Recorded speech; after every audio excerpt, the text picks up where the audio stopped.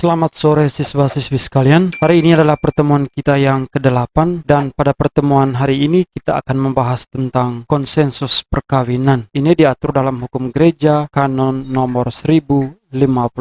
Konsensus perkawinan apa maksudnya? Maksudnya adalah perbuatan kemauan yang terjadi antara suami dan istri. Jadi ketika suami dan istri atau kedua mempelai melakukan konsensus atau kesepakatan, maka yang terjadi di sini adalah keduanya saling menyerahkan diri dan saling menerima, membentuk perkawinan yang diikat oleh sakramen, dan di dalam konsensus ini terjadi apa yang disebut dengan perjanjian yang tak dapat ditarik kembali. Dan dengan konsensus maka perkawinan itu terjadi. Keduanya menikah, dengan kata lain disebut dengan matrimonium in fieri. Saat konsensus, ketika itu hidup perkawinan atau berkeluarga di antara kedua mempelai dimulai atau berlangsung sepanjang hidup, yang sudah kita lihat pada pertemuan sebelumnya, totius vitae atau matrimonium in facto esse, ini bahasa Latin. Dan ketika membuat konsensus, maka kedua pihak suami dan pihak istri harus mampu menurut hukum untuk membuat konsensus perkawinan. Ini diatur dalam kanon 1057 pasal 1. Artinya, konsensus atau kesepakatan ini sah ketika salah satu pasangan itu tidak terkena cacat psikologis apapun yang dapat meniadakan konsensus perkawinan. Ya, ini lebih kepada cacat psikologis yang merupakan cacat bawaan dari salah satu pasangan. Selain itu, konsensus harus legitim yang dinyatakan oleh kedua pihak menurut norma hukum yang berlaku dengan menaati forma kanonika atau bentuk tata peneguhan publik lainnya yang diakui. Dan konsensus ini tidak dapat diganti oleh kuasa manusiawi manapun atau siapapun tidak membuat konsensus bagi orang lain. Dengan demikian, di sini tidak ada keterlibatan pihak ketiga. Konsensus atau kesepakatan harus berasal dari kedua mempelai. Artinya, mereka sendiri yang mau untuk menikah tanpa adanya paksaan dari orang lain. Sekarang kita lihat poin berikutnya tentang bagaimana wewenang gereja atas perkawinan orang Katolik. Ini diatur dalam kanon nomor 11, di mana mengatakan bahwa yang dibaptis dalam gereja Katolik atau diterima di dalamnya terikat undang-undang gerejawi. Artinya, yang bukan Katolik, entah dibaptis atau tidak, entah itu dari gereja Kristen ataupun di luar dari lingkup kekristenan, itu tidak terikat undang-undang tersebut, pengecualian dalam hal perkawinan. Ya, jadi dalam hal perkawinan misalnya terjadi perkawinan campur antara pasangan Katolik dan Kristen, maka di sini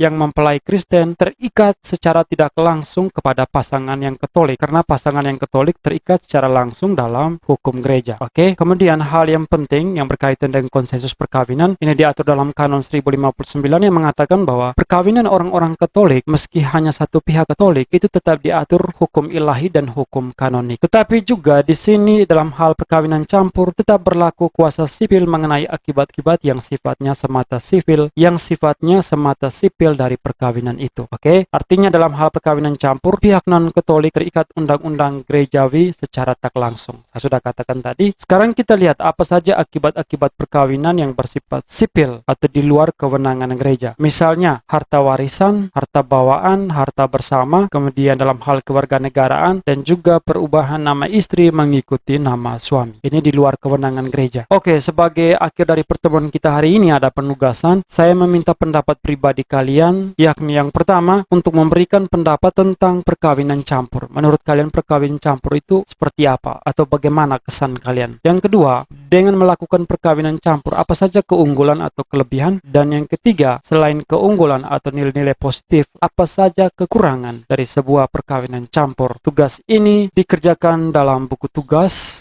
di foto vertikal lurus, tidak dikonvert dalam bentuk download tetapi diupload biasa, disubmit di psikologi paling lambat jam 8 malam, dan mohon pendapat pribadi bukan dari internet. Oke, terima kasih atas partisipasi hari ini. Sampai jumpa Senin depan.